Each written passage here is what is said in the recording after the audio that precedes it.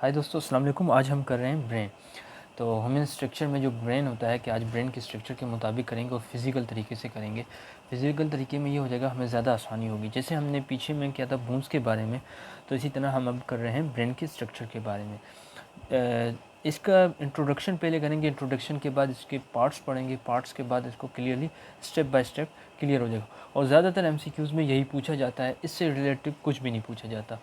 जितनी मैंने नॉलेज इकट्ठी की है, ये मैंने पास्ट पेपर्स और उनको पढ़ के इकट्ठा किया है। और मैं ख़ुद भी, यानी कि जब मैं एग्ज़ाम्स में बैठता हूँ तो इसी टाइप के ही क्वेश्चंस आते हैं, ज़्यादा रिपीटेड। अच्छा दोस्तों, इंट्रोडक्शन में हम क्या करेंगे, उसका वेट के बारे में, न्यू बॉर्न बेबी के कितने वेट होता है, फीमेल का कितने ब्रेन का वेट होता है, मेल का कितना होता है, और ब्रेन के सेल्स को क्या कहते हैं, और बोनी स्ट्रक्चर ऑफ ब्रेन को क्या कहते हैं। अच्छा दोस्तों, तो मैंने ये लिख दिया है। तो वेट कितना होता है, 1300 ग्राम होता है या 3 पाउंड्स होता है, ये नॉर्मल वेट है। अच्छा, न्यू बॉर्न बेबी के जो वेट होता है वो 350 से 400 ग्राम तक होता है। और फीमेल का जो ब्रेन होता है वो 44 ऑन्स होता है। और मेल का जो ब्रेन होता है वो 49 ऑन्स होता है। ये याद रखिएगा, 49 और 44 में डिफरेंस क्या है। ब्रेन के जो यानी सेल्स होते हैं उसको क्या कहते हैं, न्यूरॉन्स कहते हैं। और जो बोनी स्ट्रक्चर ऑफ ब्रेन होता है, यानी कि हड्डी वाला जो यानी हिस्सा होता है ब्रेन का, उसे क्रोनियम कहते हैं। ये याद रखिएगा दोस्तों।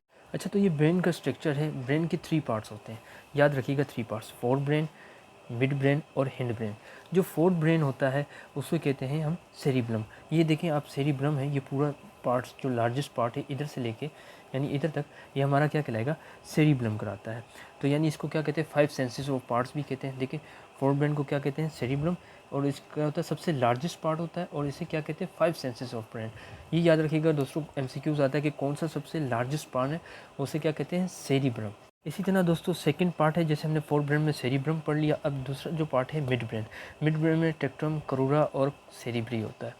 तो ये मिड ब्रेन में ज़्यादा एमसीक्यूज आता है कि ये कौन कौन से पार्ट्स हैं। टेक्ट्रम होता है और करूरा और सेरिब्री होता है। इसका इस स्ट्रक्चर में मैंने कोई भी डिफिनेशन नहीं दी। तो लास्ट रह जाता है हिंड ब्रेन। हिंड ब्रेन क्या होता है, सेरिब्लम कहलाता है। वो सेरिब्रम था और ये सेरिब्लम है।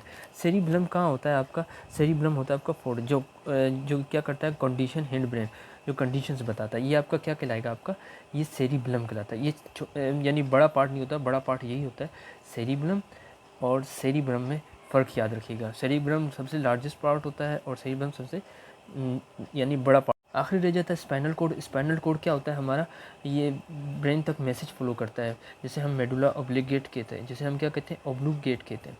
ये क्या करता है, हमारा मैसेज फ्लो करता है ब्रेन तक। अच्छा दोस्तों, ये बीमारियां होती हैं जो पूछा जाता है, अल्जाइमर यानी लूज ऑफ मेमोरी हो जाती है, एपिलेप्सी भी होती है, और पार्किंसंस जो स्पीच प्रॉब्लम होती है, और एमनेसिया होती है जो